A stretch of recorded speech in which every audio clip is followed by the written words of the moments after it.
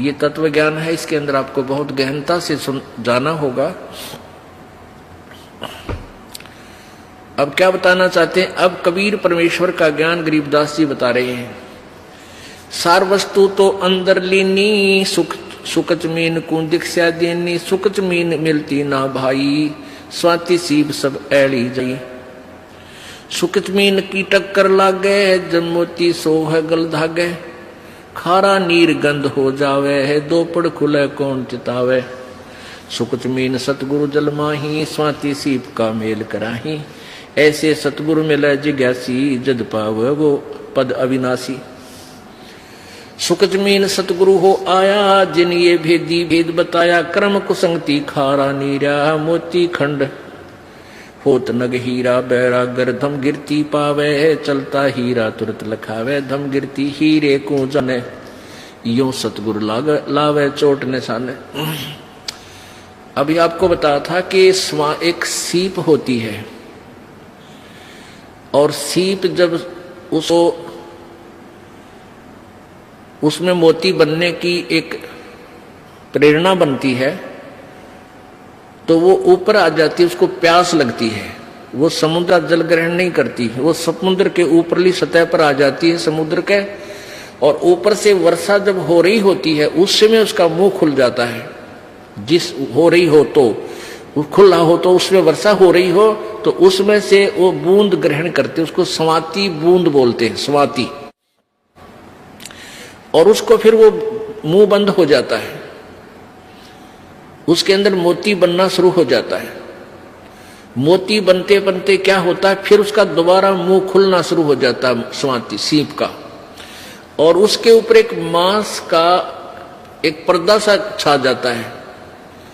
मोती के स्वाति के ना उस सीप के मुंह पे एक मांस का पर्दा सा, एक जैसे मकड़ी का जाड़ा देखा हुआ अपना सफेद सफेद सा कपड़े जैसा होता है, ऐसा एक मांस का ऊपर कवर सा लग जाता है, और अंदर वो मोती बन जाता है। अब मोती स्वाति भी मिल गई और सीप भी है।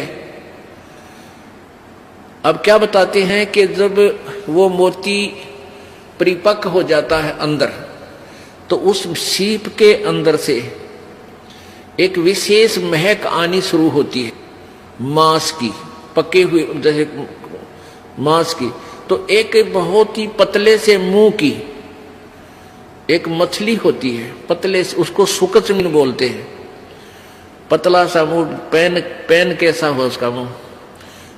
तो वो क्या करती है, मांस खाने के उद्देश्य से उस सीप के, उस मांस का कवर के ऊपर पर्दा सा होता है, उसको खाने के लिए उसमें टक्कर मारती है, उसको खाना चाहती है। वो लगते ही वो पर्दा सा फट जाता है और मोती उसमें से निकलकर समुद्र में गिर जाता है। अब क्या बताते हैं, कितना गहरा ज्ञान है इस दो अक्षर में, दो लाइनों में। सार वस्तु तो अंदर लीनी, सुख जमीन को दीक्षा देनी, सुख जमीन मिलता ना बाही, स्वाति सीप सब ऐड़ ही जाही। सुख जमीन की टक्कर लागे है, जब मोती सो है गल धागे। अब क्या बताते हैं, मनुष्य जीवन भी आपके पास है और सतगुरु भी मिल गया अपने, आपको सही मंत्र भी मिल गया, और यदि सारनाम नहीं मिला तो भी आपका यो मंत्र भी और आपका जीवन भी दोनों व्यर्थ, जो पहले दूसरे द्वितीय मंत्र तक। अब कहने का भाव ये है कि जैसे वह मोती सीप तो समझो शरीर है, और स्वाति समझो मंत्र आपको मिल गया सतनाम, और मोती बन गया। और सुख जमीन मिलता ना भाई, स्वाति सीप सब ऐड़ ही जाए। सार नाम आपको नहीं मिला, और आखिरी सांस तक आपकी इसके अंदर श्रद्धा, पूरे गुरु जी में श्रद्धा, यानी आखिरी सांस तक इसकी जाप नहीं किया। यहां एक उदाहरण दिया है कि यदि ये सार नाम आपको नहीं मिलता तो तुम्हारा ये सतनाम तक की कमाई भी और आपका ये जीवन भी व्यर्थ जाता। व्यर्थ का तात्पर्य ये, क्योंकि यहां एक विशेष ध्यान से सुनने वाली बातें हैं, घबराना नहीं।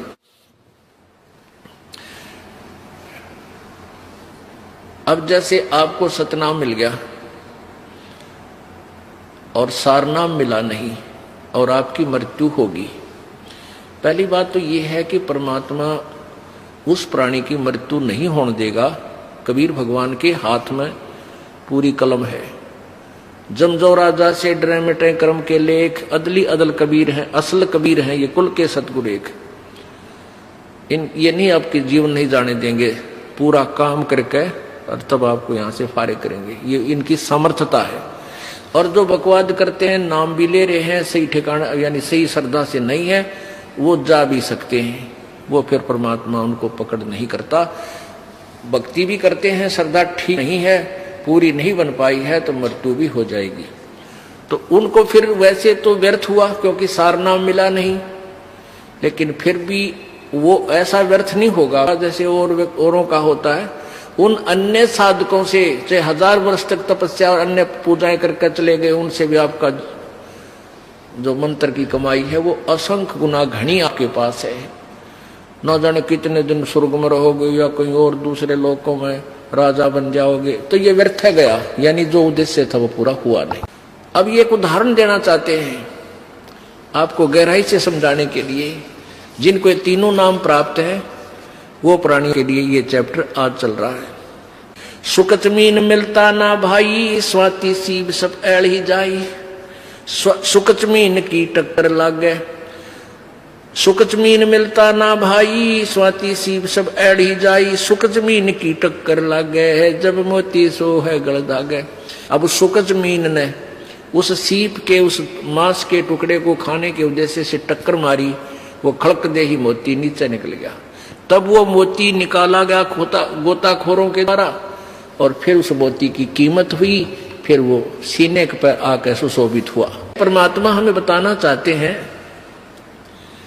कि पूरी साधना पूर्ण सम से प्राप्त करके ही आप परमात्मा के दरबार में सुशोभित हो पाओगे, अर्थात पूर्ण मोक्ष प्राप्त करोगे। फिर आगे क्या बताते हैं, पूरे गुरु के बिना ये काम नहीं बनता। सुकच मीन सतगुरु हो आए, जिन ये भेदी भेद बताया। कर्म कुसंगति खारा नीरा, मोती खंड होत नग हीरा। बैरा गर्दम गिरती पावे, चलता हीरा तुरत लखावे। दम गिरती हीरे को जाने, न्यो सतगुरु लावे चोट निशाने। अब ये हीरा जो होता ना, एक हीरा ये पत्थर में बन जाता है, पत्थर में होता है, पहाड़ में, और इसकी इतनी ताकत होती है इसमें, ये कुछ ऐसी गर्मी पाकर के वहां पहाड़ की, और ये पत्थर को फोड़ता उसके अंदर से चल चल चल करता हुआ चल पड़ता है, जिधर भी इसकी दिशा बन जाती है। तो पहले राजा लोगों के पास एक धमगिरती होते थे। धमगिरती वो क्या होती, उनके अंदर एक ऐसी कॉमन सेंस होती है, ऐसी उनकी सुरती लगती थी, वो ध्यान यानी अपनी ऐसी सुरती को पत्थर से पहाड़ पर तचा देते थे कि वो हर उस पत्थर की उस हीरे की दिशा को बता देते थे कि ये इधर को चल रहा है। अब जैसे उनके पास बैठ जाते पहाड़ के, और उस आवाज से अंदर हो रही आवाज बहुत गहरे, किसी को नहीं सुन रही वो बाहर, उसकी सुरती उससे कनेक्ट हो जाती, और वो फिर सुनता है ऐसे कान से लाकर कि वो इधर उसकी दिशा है, वो बता देता इधर आ रहा है, इस स्पीड से आ रहा है। तो आगे जाके राजाओं से बता देते थे कि यहां एक खोद दो, इसको गड्ढा इस पहाड़ के बीच में, या खुदाई करवा दो, ये वहां तक इस समय में पहुंच जाएगा।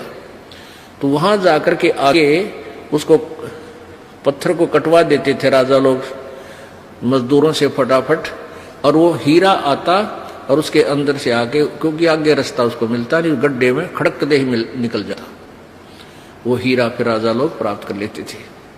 तो क्या बताते हैं, बैरागर धम गिरती पावे, चलता ही तुरत लखावे।